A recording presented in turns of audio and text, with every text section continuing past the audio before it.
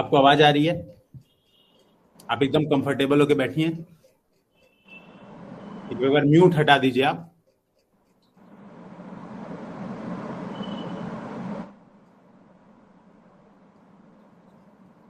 हाँ सर, अभी ऑडिबल? हाँ। आपका ऑप्शनल क्या है? हाँ सर, केमिस्ट्री। आपका ऑप्शनल केमिस्ट्री है। अच्छा, मुझे एक बात बताइए कि ये जो केमिस्ट्री में आपको कौन सा ज्यादा केमिस्ट्री समझ में आती है, फिजिकल या ऑर्गेनिक? हाँ सर, दोनों ही समझ में आती हैं, बट अगर चूज करना हो तो ऑर्गेनिक। ठीक है, ऑर्गेनिक आपको सही लगता है। तो मुझे एक बात बताइए, जो ये डील सेल्टर रिएक्शन का नाम आपने सुना है? जी सर। क्या होती है मुझे बताइए। आ, सर अभी मैं रिकॉल तो नहीं कर पा रही हूँ, बट मैंने पढ़ी थी। आ, कुछ एल्डिहाइड मतलब कार्बोनिल ग्रुप की रिएक्शन होती है। ठीक है, तो पर उसमें अभी क्या होता है ये बताइए। हम लोग इंडक्शन यूज करते हैं, कौन सा जो चार्ज ट्रांसफर होता है कौन सा यूज करते हैं इसमें? सॉरी सर, मैं क्वेश्चन वापस रिपीट कर सकते हैं? समझ नहीं आया। मैं ये कह रहा हूँ कि जो डील सेल्टर रिएक्शन में जो प्रोडक्ट होता है, एटलीस्ट आप प्रोडक्ट समझा सकती हैं कि ये रिएक्शन से ये प्रोडक्ट बना। सर अभी मुझे रिएक्शन रिकॉल नहीं हो रही है, तो मैं कोई बात अभी नहीं। नहीं समझा क्या हम रही। लोग सॉलिड स्टेट केमिस्ट्री पर डिस्कशन कर सकते हैं? जी सर। ठीक है, तो मुझे एक बात बताइए, जो एक होता है बॉडी सेंटर्ड क्यूबिक, जी सर। ठीक है, और एक होता है टेट्रागोनल, जी सर। दोनों में डिफरेंस क्या है? सर जो बॉडी सेंटर्ड क्यूबिक होता है, उसमें जो एटम्स होते हैं वो क्यूब के कॉर्नर्स में एंड हम्म। बॉडी के सेंटर पे प्लेस होते हैं। हम्म। सो ये मतलब अरेंजमेंट ऑफ एटम्स होता है। तो एंड अगर टेट्रा। मैं एक क्यूब की बात करूं तो नेट जी एटम्स सर। कितने आएंगे उसमें? सर अगर मैं एक क्यूब की बात करूं तो बीसीसी के अंदर यानी बॉडी सेंटर्ड क्यूबिक के अंदर जो क्या एटम्स आप कॉर्नर पे हैं उनके। जो बीसीसी है, क्या आप कागज पे बना के उसको दिखा सकती हैं? जी सर। कागज प्लीज यूज करिए आप।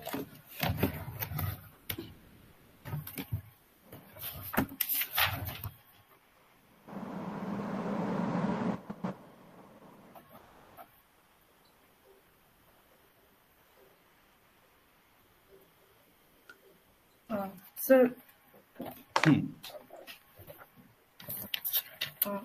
यहाँ ठीक है। पे सारे कॉर्नर्स पे एक एटम होगा और एक ये जो बॉडी डायगोनल्स होगा उसका जो सेंटर होगा वहां पे एक एटम होगा। हाँ, तो इफेक्टिव एटम जो होंगे वो एक इनसाइड द क्यूब है तो इसका फुल कंट्रीब्यूशन होगा। एंड बिल्कुल। जो कॉर्नर्स वाले हैं उनका 1/8 कंट्रीब्यूशन होगा। सो ओवरऑल बीसीसी के अंदर दो पर अगर हम क्यूब सेल की बात करें तो दो एटम्स होंगे। ठीक है, अच्छा मान लीजिए मैं बात करता हूँ अगर डायमंड की, तो जी डायमंड सर। में कौन सा स्ट्रक्चर होता है?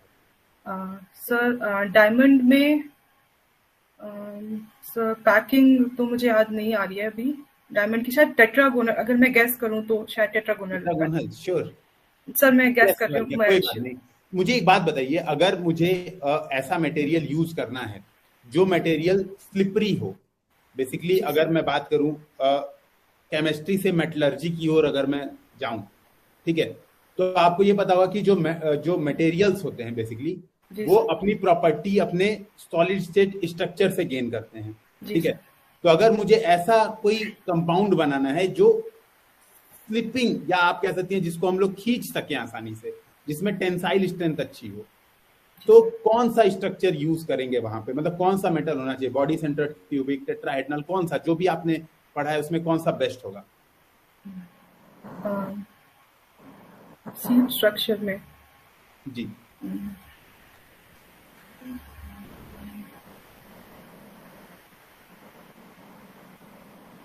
कोई बात नहीं, सर परेशान मैं हाँ मुझे बिल्कुल गैस आपको नहीं कर। परेशान होने की कोई जरूरत नहीं है, कोई इसमें समस्या नहीं है। मुझे एक बात बताइए कि क्या आपने हाल में जो मीरा इनिशिएटिव स्टार्ट हुआ उसके बारे में सुना है? मीरा इनिशिएटिव? जी। जी नहीं सर। अच्छा, सॉरी कोई सर। बात नहीं। हिंदू रेट ऑफ ग्रोथ के बारे में कुछ बताएंगे आप? Sorry sir. आइडिया अच्छा, नहीं। मतलब आपने करंट कब पढ़ा लास्ट बार, करंट अफेयर? सर पढ़ा है, मतलब ऑलमोस्ट डेली न्यूज़पेपर पढ़ रही हूँ, बट न्यूज़पेपर में तो डेली आ रहा है, रघुराम राजन ने बोला हिंदू रेट ऑफ ग्रोथ की और फिर से जा रहा है इंडिया। सुना है आपने? सोचिए एक बार, क्या न्यूज में देखा था आपने? सर ध्यान नहीं आ रहा है। आप ऐसा नर्वस सी फीलिंग आ रही है कि आप एकदम ऐसे घबराई घबराई सी हैं। आपको पानी पीना है, आप पी सकती हैं पानी। नहीं सर, ठीक है। ठीक है, तो आप एकदम कंफर्ट हो जाए। हम लोग आपको आपको जी सर। यहाँ पे जज करने नहीं बैठे, आप इसका एकदम टेंशन मत लीजिए कि आपको जज किया जाएगा। हम लोग एक नॉर्मल डिस्कशन चाहते हैं, उसके लिए बेसिकली क्वेश्चन आपसे पूछे जा रहे हैं। तो आपको इसमें परेशान होने की जरूरत नहीं कि आपने एक क्वेश्चन नहीं बता दिया तो हम लोग आपके नंबर काट लेंगे, ऐसा कुछ नहीं होगा।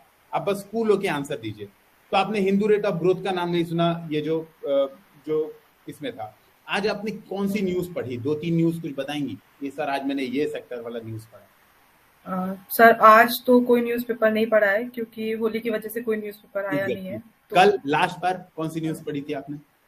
सर कल मैंने एक इन्फ्लुएंजा वायरस की न्यूज़ पढ़ी थी। कौन सा इन्फ्लुएंजा वायरस? H3N2।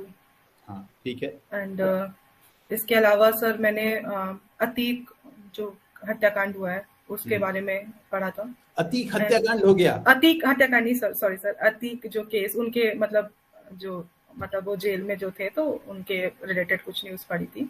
अच्छा, हमारे मुख्यमंत्री जी ने कहा कि मिट्टी में मिला देंगे सारे माफियाओं को, और उसके बाद वाकई में मिट्टी में मिलाया जा रहा है। आपको क्या लगता है जो इनकाउंटर पॉलिसी है यूपी पुलिस की? जी सर, ये सही है? ये ऐसा होना चाहिए? आप रहें तो कैसे इनकाउंटर पॉलिसी आप भी बिल्कुल यूटिलाइज करेंगी? सर एनकाउंटर पॉलिसी तो मैं सपोर्ट नहीं कर रही हूँ, पर जो यूपी गवर्नमेंट की जीरो टॉलरेंस पॉलिसी है वो बेटर है, क्योंकि माफिया को अगर जीरो टॉलरेंस पे नहीं रखा जाएगा तो यूपी का ऑलरेडी जो क्राइम रेट है वो काफी, पिछला रिकॉर्ड काफी बेकार रहा है, तो उसको कंट्रोल करने के लिए हमें जीरो टॉलरेंस पॉलिसी तो अपनानी होगी। तो कैसे एनकाउंटर टॉलरेंस? किस चीज का जीरो टॉलरेंस सर? मुझे लगता है ये एक्स्ट्रा जुडिशियल किलिंग है, मतलब हम तो किसी को मार दे रहे हैं। सर जीरो टॉलरेंस मतलब कि जो भी कोई भी अगर क्राइम हो रहा है तो उसके जो क्रिमिनल्स हैं वो पकड़े जाएं और उनको जेल प्रॉपरली, मतलब उनको जो हमारा न्यायिक प्रोसेस होता है उसके थ्रू उनको सजा मिले, बट कोई भी बचे नहीं। कोई भी जो सबूत है या इन्वेस्टिगेशन लेवल पे जो चीजें होती हैं वहां पे हमें सुधार की जरूरत है, ट्रैकिंग की जरूरत है, तो ये जरूरत है। लेकिन जीरो टॉलरेंस का मतलब ये नहीं है कि आप ऑन द स्पॉट उनको मार दें। तो अच्छा ठीक है, आप मान लीजिए आपकी पोस्ट प्रेफरेंस क्या है वैसे? सर एसडीएम है, फिर उसके बाद में डीवाईएसपी है, उसके बाद में मैंने ईओ के पोस्ट चूज किए हैं। ठीक है, तो मान लीजिए आप डीएसपी बन गई, ठीक है, डीएसपी बन गई और आप पोस्टेड हैं महाराजगंज साइड में, आप पोस्टेड है और वहां पे आप पिकेटिंग कर रही थी, बेसिकली पेट्रोलिंग कर रही थी आप, है ना? तो आपने देखा कि एक व्यक्ति भाग रहा है ना, और लोग भी उसके पीछे पीछे दौड़ रहे हैं। लोगों ने कहा इसने रेप अक्यूज है, ये मतलब इसने ये रेप करके जा रहा है। और आप थोड़ा आगे गई तो आपने देखा एक जो महिला है वो एकदम छत विछत अवस्था में वहां पे पड़ी है और लग रहा है कि उसके साथ रेप हुआ है, प्रथम दृष्टया यही दिख रहा है। और वो नेपाल बॉर्डर पे है व्यक्ति, 10 सेकंड का आपके पास समय है और आप उससे अच्छा खासा दूर है, आपके पास गन है, आपके पास बंदूक है आपके पास, और आपको या तो मार देना है 10 सेकंड के अंदर, ठीक है, या तो वो भाग जाएगा नेपाल में। आप क्या करेंगे? सर मैं उसे किसी भी हालत में पकड़ नहीं सकती। हाँ, मतलब मेरी डिस्टेंस उतनी नहीं। हाँ। अगर मैं ऐसा कुछ नहीं कर सकती तो सर मैं जाने दूंगी, मैं किसी निर्दोष की जान नहीं ले सकती, क्योंकि एक भी निर्दोष व्यक्ति नहीं मरना चाहिए सर, क्योंकि मुझे पता नहीं है, मैं प्रथम दृष्टया देख करके ये डिसाइड नहीं कर सकती कि कौन किसने वो अपराध किया। हो सकता है वो सर, बट वो उसका भागना ये साबित नहीं करता है कि वो उसने ही काम किया है। उस महिला के साथ चीजें हुई होंगी, हो सकता है वो लास्ट स्टेज में वहां पहुंचा हो, लोगों ने उसे देखा हो या गलत समझा हो, तो उसके भागने के पीछे कई और कारण भी हो सकते हैं। बिल्कुल बिल्कुल, कोई इसमें समस्या नहीं है, आपकी बात अच्छी है। रमन सर प्लीज कंटिन्यू, मैं वापस आऊंगा। आपका वैकल्पिक विषय केमिस्ट्री है, आप मुझे बताइए कि केमिस्ट्री का डेली लाइफ में क्या यूज होता है, कुछ एग्जांपल दे सकती हैं आप? सर केमिस्ट्री का डेली लाइफ में बहुत सारे एप्लीकेशंस हैं सर, जैसे कि कोई भी हम लोग पानी पीते हैं, मतलब एक्वा जो ये वाटर अपने आप प्यूरिफायर लगा होता है, तो वहाँ पे डेली लाइफ में केमिस्ट्री का यूज हो रहा है। एंड अभी जैसे हम हाइड्रोजन इकोनॉमी की बात कर रहे हैं तो वहाँ पे केमिस्ट्री का यूज हो रहा है, क्योंकि हाइड्रोजन प्रोड्यूस करना एक केमिस्ट्री। अपने पानी की बात की, आप ये मुझे बताइए कि अगर मुझे अपने घर पर वाटर के पीएच वैल्यू की टेस्टिंग करनी, मैं क्या करूंगा? मैं क्या कर सकता हूँ, कैसे कर सकता हूँ टेस्टिंग? सर पीएच स्ट्रिप्स आती हैं मार्केट में, तो आप मैं घर पर कोई मेथड यूज कर सकता हूँ, घर के लोकल मेथड जिसके मुझे आइडिया हो सके कि इंडिकेटर्स जो घर के होते हैं जैसे हल्दी वगैरह, ये चीजें यूज की जा सकती है पीएच वैल्यू को टेस्ट करने के लिए। कलर चेंज प्रोसेस बता सकती हैं आप कि हल्दी का यूज करने पे कौन सा कलर चेंज होगा? सर अभी कलर तो मुझे ज्यादा ध्यान नहीं है, पर शायद रेड चेंज होता है, अल्कलाइन मीडियम में रेड चेंज होता है, बट सर मैं ये जो हम जो वाटर पीते हैं उसका पीएच वैल्यू होनी कितनी चाहिए? सर स्लाइटली बेसिक होनी चाहिए, मतलब 7 to 7.5 के रेंज में होनी चाहिए। अच्छा ठीक है, चलिए। अभी ये केमिस्ट्री आपने वैकल्पिक विषय लिया, तो जी सर। आपके सिविल सर्विस में आप एसडीएम बन जाते हो, डीएसपी बन जाते हो, इसमें क्या प्रयोग करोगे इस केमिस्ट्री का? सर केमिस्ट्री तो एवरीडे लाइफ में यूज होती है। जैसे हम ड्रग्स है, अभी कोविड के टाइम पे केमिस्ट्री का बहुत सारा यूज था। जैसे लोगों में अभी एंटी माइक्रोबियल एक प्रॉब्लम चल रही है, उनको पता नहीं है कि वो एंटीबायोटिक्स ज्यादा यूज करते हैं जिसकी वजह से उनमें रेजिस्टेंस हो रहा है, और अब कोई भी उन पे एंटीबायोटिक्स असर नहीं करेगी फर्दर। तो इस टाइप की जो जानकारियां हैं वो मैं यूज कर सकती हूँ उनको बताने में, समझाने में। एंड सर जैसे हाइड्रोजन इकोनॉमी है, रिन्यूएबल एनर्जी सोर्सेज है, तो वहाँ पे अच्छा यूज हो सकता है। एथेनॉल की हम बात करते हैं तो एथेनॉल में केमिस्ट्री का यूज है कि मतलब हम लोग शुगर केन से कैसे एथेनॉल का प्रोडक्शन कर सकते हैं, या जीएम क्रॉप्स की बात करते हैं। तो सर कई सारे एडमिनिस्ट्रेटिव एरियाज हैं जहाँ पे हम chemistry good, very good. BOD क्या होता है?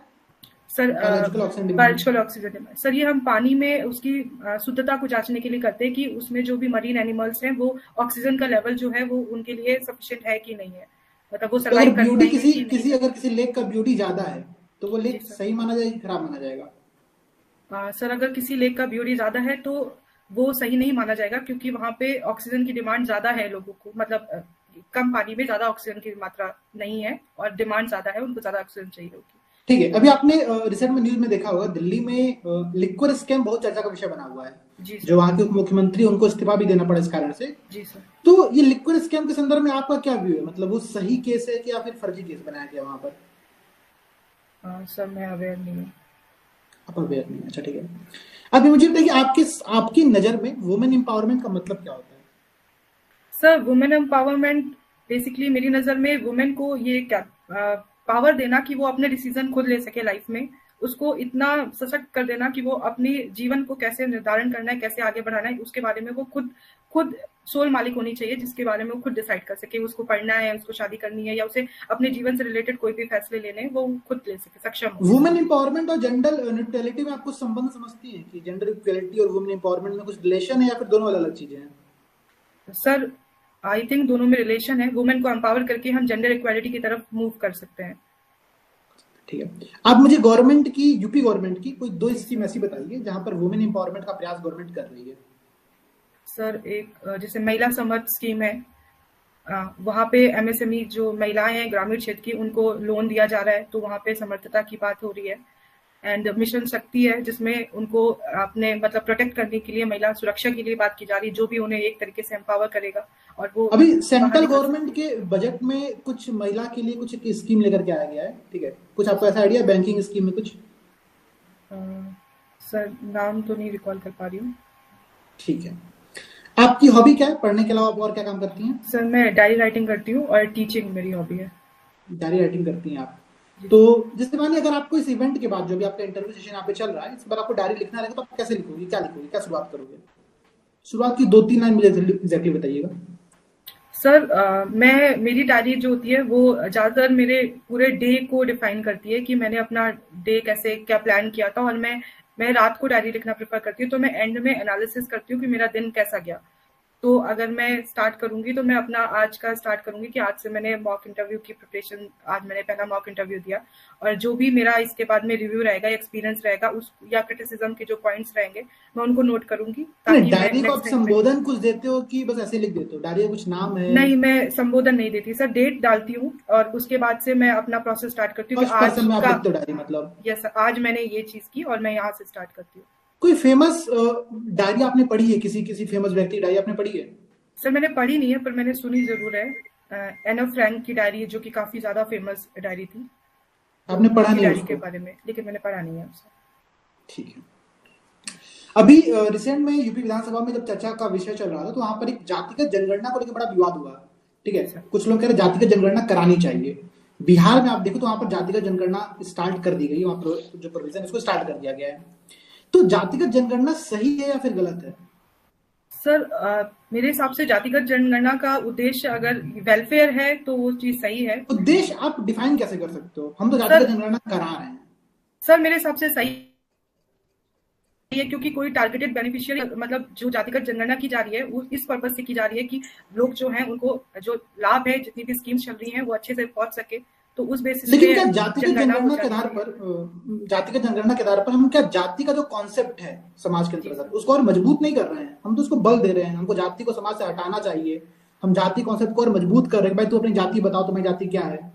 सर, इसके थ्रू हम ये भी कर रहे हैं ना कि जो पिछड़ी जातियां हैं, जैसे जिनको रिजर्वेशन मिला हुआ है, उसमें भी कई सारी सब कैटेगरी में जातियां हैं जिनको रिजर्वेशन का फायदा नहीं मिल पाता है। तो इसके थ्रू हमें ये पता चल जाएगा कि किनको एक्चुअली में रिजर्वेशन की जरूरत है और किनको रिजर्वेशन की जरूरत नहीं है। जाति का जो चीज है वो तो रिजर्वेशन के थ्रू हम ऑलरेडी चला रहे हैं, बट बेटर ये है कि अगर हम इस टाइम पे जो जाति को हम खत्म तभी कर पाएंगे जब हम धीरे धीरे एक वर्ग, जैसे ओबीसी के लिए नॉन क्रीमी लेयर या क्रीमी लेयर आया है, ऐसे ही हम अदर जातियों के लिए वो चीज ला पाएंगे, ताकि हमें पता चले कि कौन सी जातियां हैं जो सशक्त हो चुकी हैं ऑलरेडी और कौन सी जातियां हैं जो अभी भी बहुत उसमें रह रही हैं। ठीक है, वेरी उनको गुड। अगर हम वेलफेयर प्रोवाइड। अब मुझे बताइए कि आपके पर्सनालिटी में, आपके व्यक्तित्व में आप कौन सी 3 कमियां देखती हो?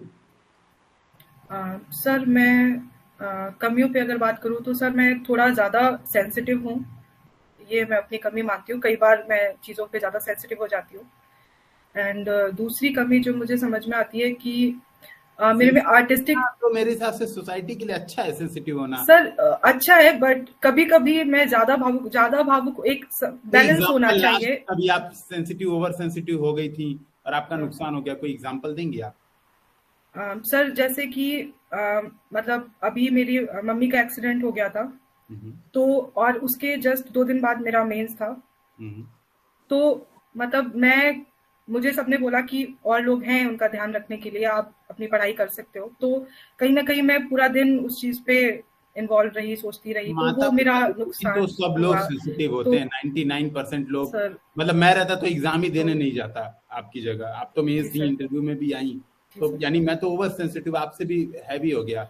तो इससे नुकसान नहीं है ओवर सेंसिटिव। सर, मुझे लगता है कि आप जिस जॉब में जा रहे हो वहां पे इस टाइप की चीजें या कोई भी चीजें आपको ज्यादा देखने को मिलती रहेंगी कि कोई गरीब है, किसी को हम हर किसी को चीजें प्रोवाइड नहीं करा पा रहे क्योंकि संसाधन लिमिटेड है। तो उसके बाद मैं काफी देर तक दुखी हो जाती हूँ, तो मेरी जो प्रोडक्टिविटी है उस पर कहीं ना कहीं असर पड़ता है। हो जाएगी अगर ऐसे व्यक्ति को हम लोग अधिकारी बना दें तो बहुत समस्या है सर। क्योंकि प्रॉब्लम तो है, रियल प्रॉब्लम आपने बताया। सर, मैं इसे मतलब कंट्रोल करने की भी ट्राई कर रही हूँ और मैंने कंट्रोल किया है, इसीलिए मैं इंटरव्यू तक आई हुई हूँ। तो मैं उसे कंट्रोल। ठीक है, बाकी 2 कमी और बताइए आप मुझे अपने अंदर। सर, मेरा रुचि जो मतलब मैं अपनी हेल्थ पे जैसे ध्यान नहीं देती हूँ थोड़ा, तो ये मेरी एक कमी मुझे लगती है कि मैं जैसे वर्क को या पढ़ाई को ज्यादा इम्पोर्टेंस दे देती हूँ। अगला कमी। एंड थर्ड, आर्टिस्टिक एक्सप्रेशन, मतलब डांस, म्यूजिक, इसमें मेरी रुचि नहीं है, तो जो मुझे लगता है होनी चाहिए सर्वांगीण विकास के लिए, वो भी जरूरी है। आपने बताया आपको टीचिंग करना भी अच्छा लगता है, आपने टीचिंग करती है अभी? नहीं सर, मैं अभी वैसे प्रोफेशनल टीचिंग नहीं करती हूँ। कोई बच्चा आ जाता है कुछ पूछने पढ़ने, तो कभी कभार उसको पढ़ा देती हूँ, पर मुझे इन जनरल टीचिंग। अगर आपको टीचिंग अच्छी लगती है तो आप टीचिंग प्रोफेशन में क्यों नहीं जा रहे हो? आप यहाँ पर क्या कर रहे हो? मतलब सर, टीचिंग मुझे अच्छी लगती है, बट वो एज अ हॉबी है। मतलब उसमें एक मुझे सिविल सर्विसेज में आने पे जो प्लेटफॉर्म मिलेगा, जो डाइवर्सिटी मिलेगी, वो मुझे टीचिंग में नहीं मिलेगी। प्लस अगर मैं टीचिंग में जाऊंगी तो शायद एक सर्टेन सेक्शन को ही बेनिफिट कर पाऊंगी। अगर मैं सिविल सर्विसेज में आती हूँ तो मैं बहुत सारे लोगों को और बहुत ज्यादा बेटर तरीके से सर्व कर पाऊंगी, तो वो भी अच्छा है, बट ये मुझे ज्यादा प्रेफर है। मुझे लगता है मेरी एबिलिटीज यहाँ ज्यादा है सर्व करने की, तो इसलिए मैं मानिए कल को आप एसडीएम बन जाते हो, ठीक है, और आपको आपने किसी का कोई काम कराया, काम बहुत लीगल तरीके से हुआ, काम में कोई दिक्कत नहीं थी, काम जो भी था प्रोसेस के थ्रू हुआ, और काम करने के पश्चात आपको कोई गिफ्ट ऑफर करता है, आप क्या करोगे? बड़ा प्यार से गिफ्ट दे रहा व्यक्ति हो, उसका आपने काम कराया है, बहुत प्यार से आपको गिफ्ट दे रहा है, आप क्या करोगे? सर, उसकी मॉनेटरी वैल्यू क्या है? मॉनेटरी वैल्यू कुछ भी, मान लीजिए आपके 1000 रुपए मॉनेटरी वैल्यू है। सर, अगर वो ऐसे बेसिक चॉकलेट, टॉफी या कुछ ऐसी गिफ्ट है जो बहुत प्यार से पैक्ड है, वो बॉक्स में पैक्ड है, देख के आप नहीं बता सकते क्या मॉनेटरी, तो सर मैं नहीं लूंगी, क्योंकि वो एक तरीके से ब्राइब का काम हो जाएगा। तो मैं किसी की वैल्यूज मतलब फीलिंग्स को हर्ट नहीं करना चाहती थी, इसलिए मैंने उसकी मॉनेटरी वैल्यू पूछी थी। अगर वो कोई कैंडी, टॉफी या कुछ घर का बना कोई प्रोडक्ट कुछ ऐसे गिफ्ट कर रहा है तो वो मैं एक्सेप्ट कर लूंगी। सर, वो मैं एक्सेप्ट कर लूंगी, सो दैट उसको एक ये हो कि हाँ, अगर उसने कोई फीलिंग के साथ में। बट ये कल्चर भी तो बनता है, जो करप्शन का कल्चर है वो ऐसे ही तो स्टार्ट होता है। किसी व्यक्ति ने आपको काम करने के बाद आपको कोई एक डिब्बा मिठाई दिया, अगला व्यक्ति सोचेगा कि यार मैं भी काम तभी करा पाऊंगा जब मैं आपको एक डिब्बा मिठाई ऑफर कर पाऊंगा। सर, उस डिब्बे वाली मिठाई में से मैंने सिर्फ एक पीस लिया है, तो आई डोंट थिंक सो कि उसको ये चीज समझ में आएगी कि मैंने उस मिठाई के लिए वो काम किया। वो डिब्बे में से एक पीस लेना और 1 लाख रुपए आपको दे रहा है, उसमें से 1-2 हजार रुपए लेना, क्या दोनों चीजें एक जैसी नहीं है? नहीं सर, सर वो उसकी एक वैल्यू है, उसके साथ एक फीलिंग्स और इमोशंस अटैच है। अगर मैं ये बिल्कुल भी नहीं करूंगी तो मैं उनको ये नहीं दिखा पाऊंगी कि मैं उनके फीलिंग्स को समझ रही हूँ। एक एम्पैथेटिक बिहेवियर, सिंपैथी भी एक हमारे सिस्टम में कहीं ना कहीं पहले मिसिंग थी, और नहीं ब्यूरोक्रेसी को बिल्कुल, हमें वो वही। वो चीज मैं मान रहा हूँ, लेकिन मान लीजिए आपको कोई बहुत प्रेम से, एकदम जैसे जिस प्रेम से मिठाई दे रहा है उसका 100 गुने प्रेम से आपको पैसे ऑफर कर रहा है, सर तो उसकी भी तो फीलिंग है ना। पैसे की कोई फीलिंग नहीं है, उसने उसमें मेहनत की है। अगर उसने कोई मिठाई बनाई है या कोई चीज की है तो वहां पे उसने वर्क किया है, मेहनत की है। पैसा वो मुझे दे करके उसमें वो नहीं दिखा सकता, तो मैं उसे अच्छा एक्सेप्ट नहीं करूंगी ठीक irrespective है, of- नेफ्यू रियो का नाम जानती हैं आप? जी सर, कौन है ये? नागालैंड में अभी सीएम बने हैं ठीक recent। है, और मेघालय के सीएम कौन बने हैं? सर नाम रिकॉल नहीं कर पा रही हूँ, मिस्टर सैम्पा कुछ गेस करिए, क्या था बिल्कुल गेस करिए, ट्राई कीजिए। सर। एक्चुअली थोड़ा डिफिकल्ट नेम था, मैंने पढ़ा था पर मुझे याद नहीं आ रहा है। ठीक है, हेखानी जखालू का नाम आपने सुना है? नहीं सर। ठीक है, या सोलहोटू होनहू क्रासू का? Sorry sir. ठीक है, कोई बात नहीं। ये लोग अभी पहले नागालैंड में पहले विधायक हैं जो मतलब पहली बार महिला विधायक के तौर पे चुनी गई हैं। जी जी सर। महिलाओं को जहाँ दोहरी जिम्मेदारी निभानी पड़ती है, एक तो घर में भी, दूसरे बाहर भी। ठीक है, मान लीजिए आप एग्जीक्यूटिव पोस्ट के लिए आई है ना? जी सर। हाँ, मान लीजिए आपका एज एसडीएम सिलेक्शन हो जाता है। सिलेक्शन के बाद आपको एक बच्चा होता है, ठीक है? आपको एक सूचना मिलती है कि बच्चे को चोट लग गया है, और आप अभी ऑफिस में है, बच्चे को चोट लग गया है, और तुरंत ही आपके मोबाइल पे फिर से सूचना आती है कि एक जगह आग लग गई है, जहां पे अगर हमको फायर डिपार्टमेंट को अगर भेजना है तो आपके साइन की इम्पोर्टेंट है, मतलब बिना साइन आपको वहां पे जाके ही साइन करना है।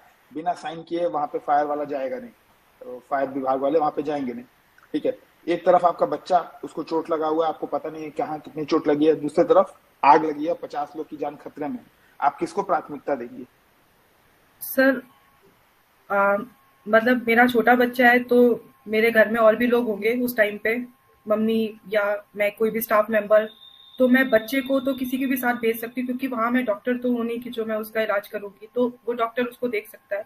बट क्योंकि यहाँ में मेरे साइन की जरूरत है और मेरे बिना वो काम पॉसिबल नहीं है, तो मैं पहले इसको प्रायोरिटी दूंगी एंड फिर मैं जाके अपने बच्चे को। क्या बच्चे को, मतलब छोटा बच्चा है, उसको चोट लगी है, उसको मातृत्व की आवश्यकता नहीं है? सर मैं जाऊंगी, उसके बाद मैं उसको तब तक समझ भी नहीं आएगा कि मैं वहां पे नहीं हूँ, उसको डॉक्टर की जरूरत ज्यादा है पहले, उसके बाद में मेरी जरूरत है। नहीं, लेकिन जब कोई छोटा बच्चा जिसको चोट लगती है तो पहले मम्मा को पुकारता है, वो डॉक्टर को तो डॉक्टर थोड़ी चिल्लाता है। सर वो उसको लगता है, बट वो समझ जाएगा कि उसकी मम्मी और 50 लोगों की हेल्प कर रही है, तो उसको बाद में जब वो थोड़ा बड़ा होगा उसे इस चीज पे प्राउड फील होगा। ठीक है, ठीक है। मुझे एक चीज और जानना है। अभी आपने देखा होगा कि हमारे देश के एक प्रमुख विपक्षी नेता बाहर जा रहे हैं, और वहां पे जाकर के उन्होंने बताया कि मतलब अमूमन जो है विपक्षी नेताओं के माइक बंद कर दिए जाते हैं। क्या आपको लगता है कि भारत में लोकतंत्र की आवाज को दबाया जा रहा है, खास करके ऐसे इंसिडेंट जिसमें विपक्षी नेताओं के माइक बंद किए जाने का अगर प्रसंग हो तो? सर मैंने किसी भी न्यूज में या किसी भी चीज में ऐसा कुछ नहीं सुना है, मैं इस बात से अवगत नहीं हूँ, तो मुझे ऐसा नहीं लगता है कि भारत में लोकतांत्रिक स्वतंत्रता खत्म की जा रही है और विपक्षी नेताओं के माइक बंद कर दिए जा रहे हैं। सर मैं ठीक है, अभी जैसे जातिगत जनगणना पे प्रश्न था, तो आपने बताया कि इसका कैटेगराइजेशन होना चाहिए। तो कैटेगराइजेशन के लिए तो हम, जैसे ओबीसी आयोग गठन किया गया था, वैसे ही कैटेगराइजेशन कर देते हैं। हमको जातिगत जनगणना की आवश्यकता ही क्यों है? सर ताकि ग्राउंड लेवल पे हमें जो स्थिति है वो पता चल जाए कि कैसी है, हमें जो तो ये जो कैटेगराइजेशन होता है, क्या बिना ग्राउंड रियलिटी जाने अपने मन से कैटेगराइजेशन कर देते हैं क्या? नहीं सर, बट वो जनगणना वो भी वही करते हैं ना, एक सर्वे ही तो करते होंगे, कंडक्ट करते हैं, जिसके थ्रू वो ये पता करते हैं कि कौन सी जाति सही है, कौन सी जाति आर्थिक रूप से सशक्त है, कौन सी अभी नहीं उसको बेनिफिट्स मिल पाए, तो वो जनगणना के थ्रू भी किया जा सकता है। हाँ, लेकिन जनगणना तो एक तरह से राजनीतिक मुद्दा बन सकता है। अगर आप कैटेगराइजेशन करेंगे तो इसके राजनीतिक मुद्दा बनने की चांसेस कम है, हालांकि इसके भी चांसेस है लेकिन उसके मुकाबले कम है। तो जनगणना और कैटेगराइजेशन, किसमें आप ज्यादा सपोर्ट करेंगे? सर अगर कैटेगराइजेशन से सेम सॉल्व होती है, सेम वेलफेयर इनिशिएटिव्स हो जा सकते हैं, तो I think that would be better. ठीक है, अभी जैसे हिंदू वृद्धि दर पे एक रघुराम यादव जो कि हमारे पूर्व गवर्नर थे आरबीआई जी के, सर। उनका आया था बयान, हिंदू वृद्धि दर है क्या? सॉरी सर, ये अभी सर ने पूछा था, मैं इससे अवगत नहीं हूँ। ठीक है, जैसे अच्छा हिंदू वृद्धि दर पे प्रश्न पूछा गया था, ठीक है कोई बात नहीं। प्रयागराज में भी महाकुंभ होने वाला है, जी सर। कब होगा महाकुंभ ये? सर 2024 में। 2024 या 2025? सर जितना मैं रिकॉल कर पा रही हूँ शायद 2024 है। ठीक है, मान लीजिए वैसे 2025 में होने वाला है, मान लीजिए आपको 2025 के प्रयागराज महाकुंभ में एज ए सेक्टर मजिस्ट्रेट या एसडीएम के तौर पे आपके वहाँ पे पदस्थापना की जाती है। आप जो है अपनी तैयारियां, आपको वहाँ पे उसके लिए अरेंजमेंट करना, तैयारियां क्या क्या होगी, तो आप तैयारियां मतलब करते समय किन किन चीजों का ध्यान रखेंगे? केस स्टडी आपके सामने ये है कि आप एज एसडीएम एक सेक्टर में मजिस्ट्रेट हैं वहाँ पे, और आपको जो भी वहाँ पे उस पूरे एरिया में जो भी काल्पनिक घटनाएं हो सकती हैं उसको ध्यान में रख के अरेंजमेंट करनी है। आप क्या क्या चीजें ध्यान में रखेंगे? सर सबसे पहले तो मैं वहाँ पे सीसीटीवी कैमरास वगैरह इंस्टॉल करूँगी ताकि कोई भी चीज़ में प्रॉपर देखी जा सके। एंड हाइजीन का और ये जो भी सैनिटेशन का ध्यान बहुत अच्छे से रखना पड़ेगा। एंड सर एक टीम गठित करनी पड़ेगी जो इसका प्रॉपर कोऑर्डिनेशन करे, अलग अलग सेक्टर्स बना करके। एंड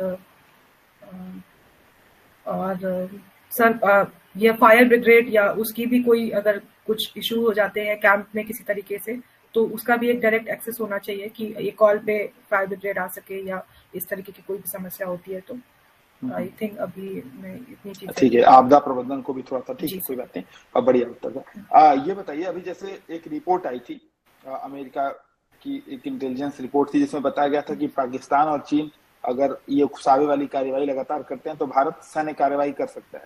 क्या आपको लगता है कि आज के जमाने में भारत सैन्य कार्यवाही करने की हिम्मत रखेगा या करना चाहेगा, विशेषकर चीन के विरुद्ध?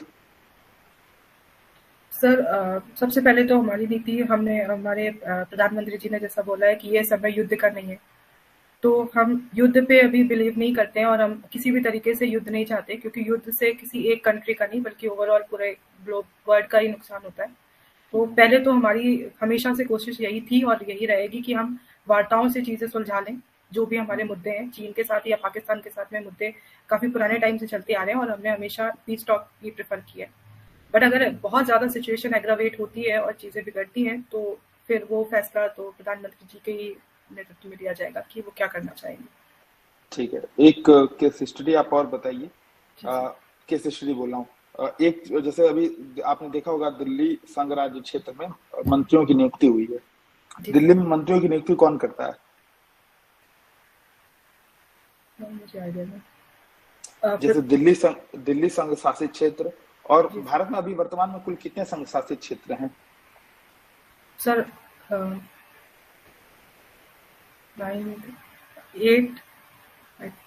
8। सबसे बड़ा संघ शासित क्षेत्र कौन सा है?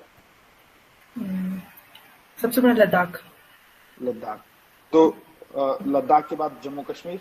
जी ठीक है, तो मेरा प्रश्न ये है कि जम्मू कश्मीर संघ शासित क्षेत्र और दिल्ली संघ शासित क्षेत्र, दोनों में कोई 3 अंतर बताइए।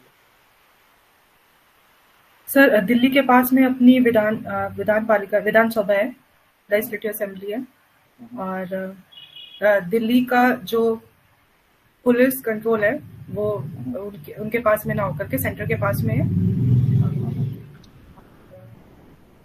ठीक है, और जम्मू कश्मीर में? सर जम्मू कश्मीर के पास भी विधानसभा है और पुलिस कंट्रोल। ठीक है, कोई बात नहीं। पल्ला सर, आवाज आ रही है आपको मेरी? जी सर। मुझे ये बताइए कि फर्स्ट ऑर्डर रिएक्शन क्या होता है? सर फर्स्ट ऑर्डर रिएक्शन जो होती है, जिनकी रेट किसी एक रिएक्टेंट पे डिपेंड करती है, मतलब रिएक्टेंट टू पावर 1 जो ऑर्डर की रिएक्शंस होती है उन्हें हम फर्स्ट ऑर्डर रिएक्शन कहते हैं। अच्छा ठीक है, और जो कंफर्मेशंस होते हैं उसमें 2 होते हैं, ठीक, एक बोट और एक चेयर शिप है, तो दोनों में सबसे ज्यादा स्टेबल कौन सा होता है? Sir chair confirmation. Chair confirmation सबसे ज्यादा स्टेबल है। जी सर। अगला प्रश्न मेरा ये है कि आपने केमिस्ट्री ऑप्शनली क्यों चुना? सर मेरा जो बैकग्राउंड रहा है वो हमेशा से साइंस का ही रहा है। पीसीएम मैंने अपनी ग्रेजुएशन भी किया तो उसमें भी केमिस्ट्री ऑप्शनल था।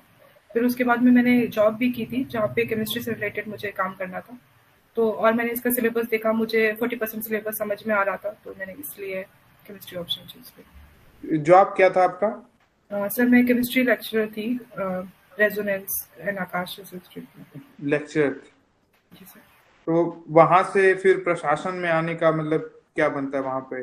सर एक्चुअली वो जॉब मैंने अपनी फाइनेंशियल स्टेबिलिटी के लिए ली थी ताकि मैं अपने सिविल सेवा की जो फाइनेंसेस हैं उनको खुद से फाइनेंस कर सकूं, और कुछ फैमिली इश्यूज थे जिनकी वजह से मुझे जॉब लेनी पड़ी थी। और एकेडमिक जॉब मैंने इसलिए ली थी ताकि मेरा अलाइनमेंट टुवर्ड्स द स्टडी बना रहे और चेंज नहीं हो। बट मुझे ग्रेजुएशन में ही समझ में आ गया था कि मुझे सिविल सर्विसेज में जाना है। ठीक, आप मुझे बताइए, आप दहेज को सही समझती हैं या गलत? सर गलत। कैसे? सर मुझे लगता है कि दहेज अब इस टाइम पे औरतों के लिए एक बहुत ही ज्यादा मतलब गतिरोधक का काम कर रहा है, उनको समाज में प्रोग्रेस नहीं करने दे रहा है।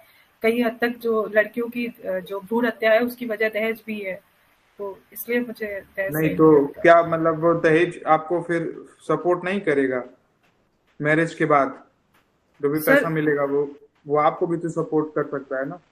जी नहीं सर, दहेज एक तरीके से पेरेंट्स के ऊपर प्रेशर क्रिएट कर रहा है, वो मेंटल हेरेसमेंट का काम कर रहा है, उसे हम किसी भी तरीके से सपोर्ट के उसमें नहीं ले सकते। मान लीजिए पेरेंट्स बहुत पैसे वाले हैं, अभी अंबानी की वो घर पे शादी हुई तो वो दिए हुए हैं, तो क्या आप दहेज को सही मानेंगे? सर मैं दहेज को सपोर्ट नहीं करती, बट प्रॉपर्टी इनहेरिटेंस अगर वो अपनी इच्छा से अपनी बेटी को प्रॉपर्टी में पार्टनर बनाना चाहते हैं तो आप उस चीज को उस तरीके से कर सकते हैं, बट दहेज को मैं किसी भी तरीके से सही नहीं मानती। ठीक है, अभी बुलडोजर नीति चल रही होगी कि आपने ये बताया था, जी सर। ठीक है, तो इसमें क्या ये सही है या गलत है? सर वो बुलडोजर जो है वो ऐसे जगह पे चल रहा है जो कि अवैध तरीके से बनाए गए हैं, तो उनको खत्म करने के लिए और उनमें माफियाओं में डर बैठाने के लिए ये जरूरी कदम है। अदरवाइज वो एक बार जो स्ट्रक्चर क्रिएट कर देंगे उसको अगर कभी गिराया नहीं जाएगा तो उनको दोबारा कभी भी बनाने से पहले सोचेंगे नहीं।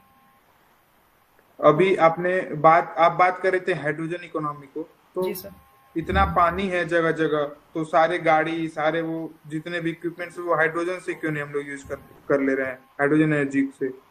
सर हाइड्रोजन बनाने के लिए इटसेल्फ हमें पावर की जरूरत होती है, क्योंकि जो इलेक्ट्रोलिसिस का प्रोसेस होता है वो पावर कंज्यूमिंग होता है, तो पहले तो हमें उसके लिए भी पावर चाहिए। दूसरा उसकी टेक्नोलॉजी बहुत एडवांस्ड है और हाइड्रोजन एक इनफ्लेमेबल गैस होती है, तो उसको स्टोर करना काफी डिफिकल्ट है। इस चीज में हम प्रोग्रेस कर रहे हैं और हम टेक्निक्स लेकर के आ रहे हैं ताकि हाइड्रोजन इकोनॉमी को भी इकोनॉमी ऑफ मतलब लेवल प्लेइंग फील्ड में बनाया जा सके और उसकी कॉस्ट रिडक्शन हो सके। लिथियम का भंडारण पाया गया बहुत ज्यादा जी श्रीनगर, सर। यहाँ पे जम्मू में जी जो सर। भी बहुत ज्यादा न्यूज में सुना आपने इसके बारे में? जी सर सुना। तो इंडिया का क्या इफेक्ट होगा उसको मतलब अगर इंडिया वहां से एक्सट्रैक्ट कर ले रही है तो क्या इफेक्ट होगा इंडिया पर? सर इंडिया की जो इंपोर्ट है वो काफी हद तक रिड्यूस हो जाएगा। हम लोग 80% इंपोर्ट के लिए चाइना पे डिपेंड करते हैं लिथियम के लिए।